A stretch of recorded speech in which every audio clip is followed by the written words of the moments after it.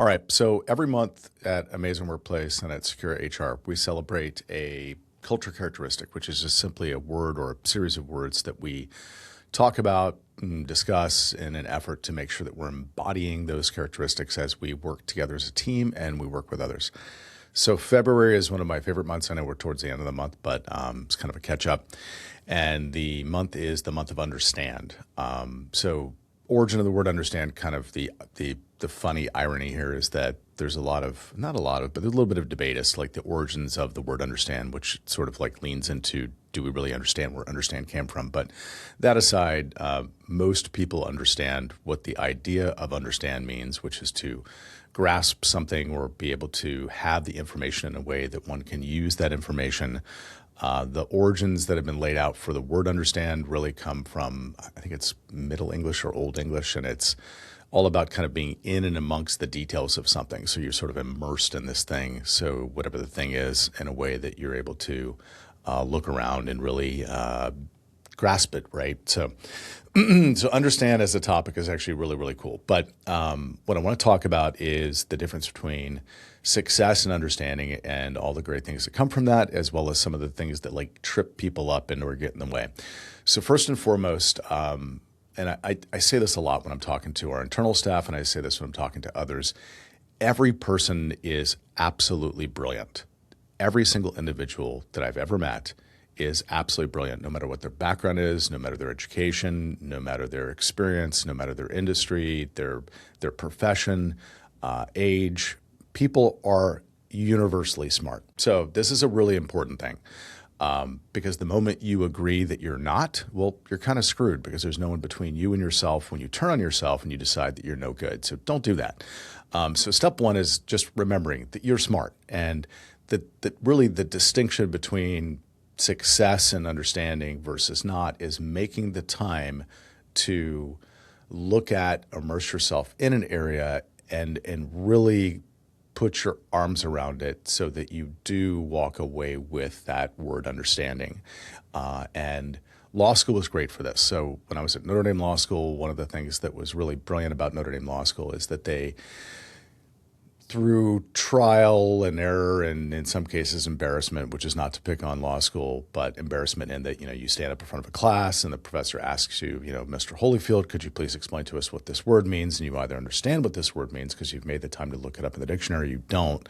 And if you don't, which in some cases I didn't back in school, here I am in front of 80 other students and I have no idea what this thing means. And then of course there's the lecture about how as an attorney, you're not going to be very successful if you don't understand these words. And so I got used as an example a few times appropriately because I didn't do my homework correctly. But the whole point of that activity, what I really left with was that understanding really comes down to the basic pieces of information, and that's almost always the words themselves. I mean, occasionally understanding is about a diagram or a picture or a physical object, but more often than not, it's the words themselves.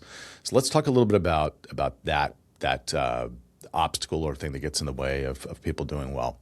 So out in the world, according to Google and Harvard, you should Google this. There was a study done in 2010 with a joint study between Google and Harvard, where they discovered that there were 1,022,000 unique words in the English language. Now, whether that's the exact number or not at the time, that's what they put on the internet, and we can just kind of roll with. There's a lot of words in the English language. Most really smart people know somewhere between 50,000 up to maybe 150,000 unique words. I mean, depending on, I say really smart people that are very well read.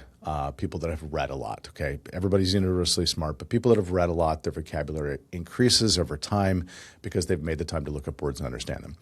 So understanding is all about really grasping or wrapping your wits around the individual words that you're looking at or reading as you're trying to immerse yourself into a subject or a topic in order to really understand it. So the words themselves are usually the biggest barrier to actually successfully learning or understanding a topic. And the reason that that's so valuable is that it removes the self-invalidation. It removes the, oh, I'm not smart enough or I'm not good enough, because that's just BS. You are. You're absolutely smart enough. You're absolutely good enough. It doesn't matter. It doesn't matter what it is you're studying, if you make the time to look up every single individual word, you make the time to really understand what those words mean. You look it up in a dictionary, use it in some sentences. These are things that we were probably taught, and at least I was taught in school, in grade school. Look up the origin of the word, and then go back and restudy the material. So if you do these steps, you will grasp, understand the information that you're absorbing and or reading, and that will lead to understanding and success in using the information out in life, whatever that is that you're studying or trying to learn. Where people get lazy or where people really fall down is that, and myself included, is you're going through something and somebody uses an abbreviation or some other term that is confusing, and rather than just stopping and making the time to look it up, you just roll forward thinking that it's going to be fine.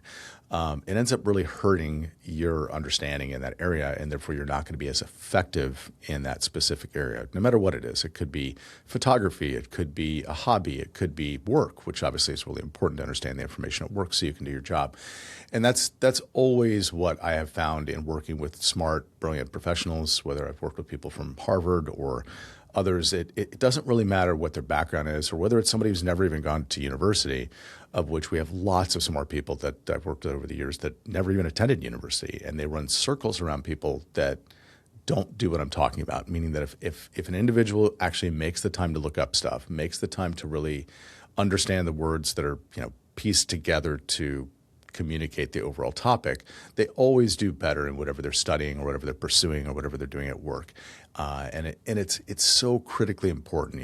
As we break down the months of the cultural characteristics that we celebrate, we always start with care. So January is care. That's all about giving a crap. You've got to give a shit. If you don't care, then it's kind of game over. But the very next thing that we jump into is the importance of understanding, because it really sets the foundation for everything we want to do at work, everything we want to do with our clients. It's also really critically important as a leader, as you're meeting with your teams, as you're talking to people.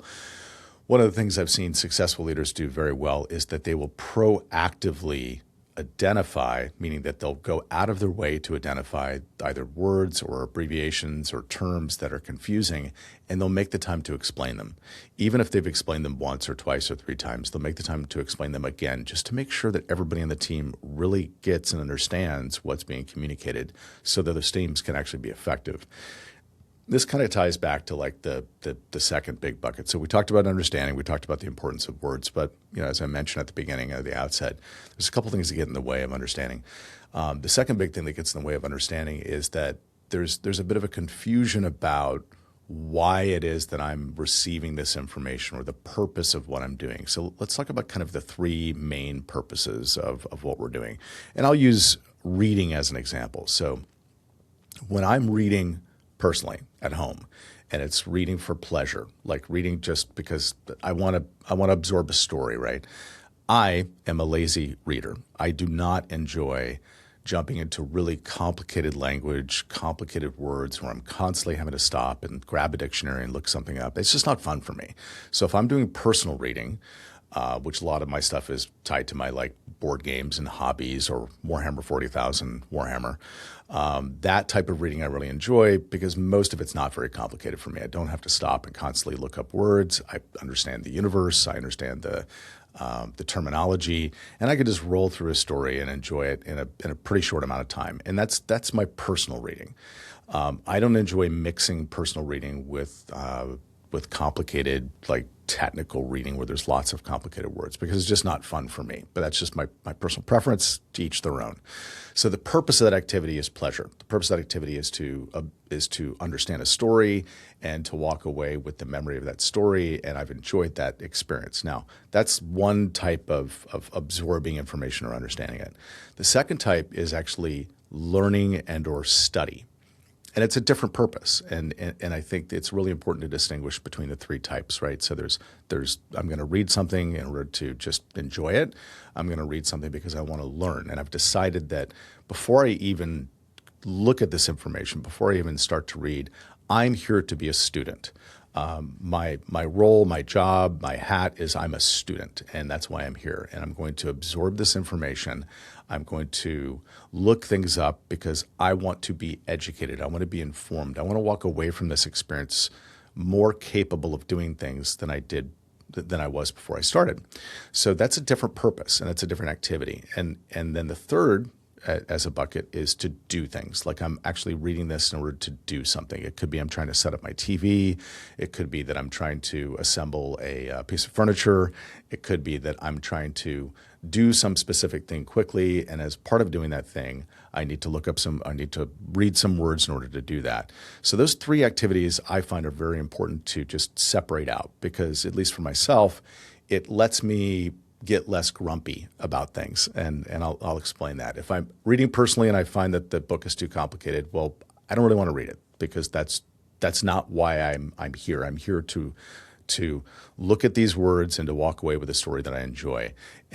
And that's a very different mindset than when I show up and I'm there to learn something, to understand it, to apply it, and I'm there to be educated. Like I'm now here as a student. And for me, understanding why it is that I'm looking at these words, what it is that I'm trying to do, helps me separate out this like idea of understanding and separate out the purpose behind it, so I'm less grumpy about the activity involved. And I think that's a really important distinction for individuals as they're looking at understanding in life, or they're looking at understanding generally, is why am I reading these words? Am I reading these words or why am I reading this material? Am I reading it because I want to understand it and learn and study? And if that is really the purpose of it, which is education, I'm going to educate myself. I'm going to walk away from this information in some ways smarter than I was before because I've got a higher level of understanding and I can apply that information in this area. I'll use the word smarter loosely, but I'm going to walk away being able to do things, which is really valuable. And if that's my purpose, well, then yeah, let's roll up our sleeves, let's dig in, let's look up these words, let's use them in sentences, let's look up the origins of these words, and let's roll back into this information and actually really wrap our arms around it. Now, that's very different than reading information for doing something at work. And this is really where I think leaders and experienced individuals can help their teams when we talk about the importance of understanding. You can help your teams by coming in and either explaining that hey, what we're going to go over right now is really education. There's going to be a lot of complicated information. We've all just got to agree that we're going to be willing to roll up our sleeves and put on our smart hats and we're going to read, understand, look stuff up, right? But if we're meeting with our teams to get something done, the more we simplify that process, the more words that are complicated that we're able to remove or define for the people that we're meeting with, it aligns better with the purpose of the activity. And this is where a lot of leaders kind of confuse things. Like they'll go into a room, they'll meet with people, and it's almost like there's an assumption that people will just make the time on their own to look stuff up. You're there to meet with your team to kick off a project. You're there to get them to get something done. It could be that you're kicking off a software development project. So you're developing software, or that you have a team of software folks that actually go on the computer and they create software, which is developing software. And they are there to meet with you to kick off that project. And instead of actually simplifying things, you show up and you use a lot of confusing terms and a lot of confusing abbreviations, and the people in that room don't understand everything that you've said. Now, they're going to be less successful in trying to do that project. They're going to have questions that maybe they didn't have the courage to raise their hand and ask at the time. Could you please explain that? Because they didn't want to be embarrassed, right? But if you as a leader make it safe, you make it okay to ask questions, you also ideally find the things that you believe might be confusing and talk through them, not in a way that makes people feel stupid, because you're not there to make people feel stupid. You're there to empower them to get things done. So when we're talking about this third bucket, which is getting things done, finding those words or terms or concepts or ideas that are confusing and making sure that the team understands that information before they jump into a project is going to make them much more successful. And it's also going to line up with what they want to do, because when somebody shows up to do something, they're not there to be a student. They're there to get something done. And if you're there to get something done, it can be frustrating to have to stop and constantly look stuff up in order to do that specific thing. So different roles, and sure, there's blending of these things at work. There's situations where you're in the middle of trying to get something done and you've run into something that's complicated. You need to go read something. You realize that you don't understand it. And you got to temporarily kind of decide, okay, I need to be a student here for the next hour to understand this information so I can go back to getting things done. But really, as a leader, finding ways to create that understanding by realizing that, hey, the thing that trips people up are the individual words themselves. That's always what trips people up, and or combined words or concepts. And if you as a leader can identify the things that are going to be the most confusing, make sure that you present that information simply to your team. Make sure that they feel safe and that they understand that it's okay to not understand. You're going to have a team that's going to be much more capable of getting things done quickly at work, and they're going to be a lot less frustrated going home in the evening and being with their friends and family, right? So separating out these three buckets. Am I reading this information because I'm doing it for pleasure? I mean, this is just that for me, I don't enjoy reading complicated words. Some people do. Am I doing this because I want to actually learn the information and for the purpose of this activity, I'm actually a student. I've decided that I'm going to read this information. I'm going to look up everything, and I'm going to walk away from it with a much greater understanding of the subject matter. And that's the purpose of me doing this. That's kind of bucket two. And then bucket three is, of course, I'm reading this information or I'm looking at this information in order to understand it so I can go do something. And that's that third bucket. So as leaders and as people that are creating material to help people do that third bucket, I would encourage all of you to just simplify the language. Don't turn this into a vocabulary lookup session where people are constantly having to look up stuff in the dictionary in order to do things. It's just frustrating. It's kind of like that first bucket where I'm just here to enjoy this, right? I don't really need anyone to prove to me how smart they are by all the words that they know. And in that third bucket, it's kind of the same for me. Like if I'm trying to get something done, if I want to take a photograph, I don't want to have to become an expert on photography and all the words and terminology that goes with photography. I just want to pick up a camera and use it. So is there a way that you can just simplify this for me or I guess for lack of a way to describe it, just kind of dumb it down, dumb down the language, use simpler, easier to understand words, give me diagrams and pictures so that I can go do that thing. And of course, if I want to learn about photography or I want to learn about a subject, well, I can do that. And I can actually jump into and dive into the massive list of words that exist in these different areas so that I can wrap my wits around those. So anyway, all about understanding, all about making sure that we as individuals remember that you are smart. Remember that the only thing that separates yourself, like wherever you are right now, compared to maybe where you want to be, is just deciding to understand the information. And it usually comes down to the individual words. Don't be a word jerk, truly. Yes, there are a lot of smart people on the planet, and there's a lot of words. As I mentioned earlier, according to Google and Harvard, over 1 million words, 1,022,000 words as of 2010. Most people only know a handful of those, like 10% of those, as I mentioned, somewhere between 50,000 and 150,000.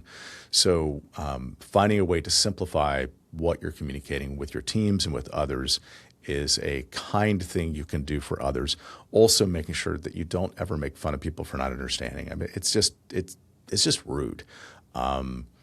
So don't be a word jerk. Don't be obnoxious if you understand something and somebody doesn't understand something. Or it could be that you're going over something for the second, third, fourth time, and you're maybe feeling frustration that others aren't getting it. Well, the first thing to do as a leader is to find out for yourself, am I making this simple enough? Is there a way for me to maybe simplify it more so that when I communicate it with another person, they're able to they're able to grasp it and really get it?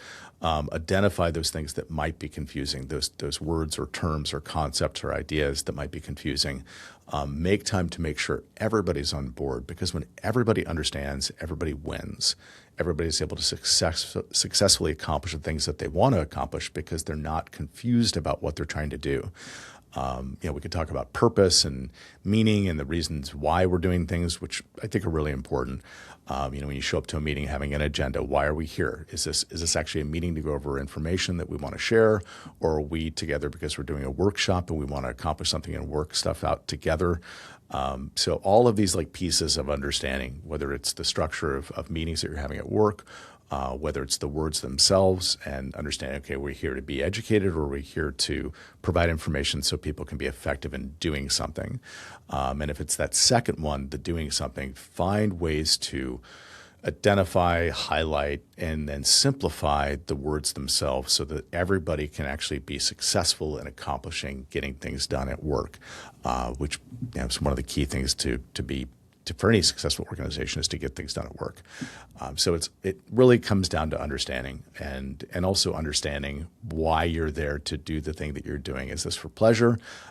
Is this because it's now, I'm a student now. I'm having to be a student. You're not going to be probably pop quiz or there's not probably going to be a test, but at least you're there understanding that you're going to learn this information and you're going to be educated and walk away with a greater vocabulary and understanding of the area. Or am I there to get something done? And I feel like if it's the third bucket, you as an employee have every right to just ask your leader or manager, hey, could you please just simplify this for me so that I can go get this done? Not in a frustrated or aggravated way, but truly like make it simple, stupid, so that I can get this stuff done. Because it's a different purpose or activity.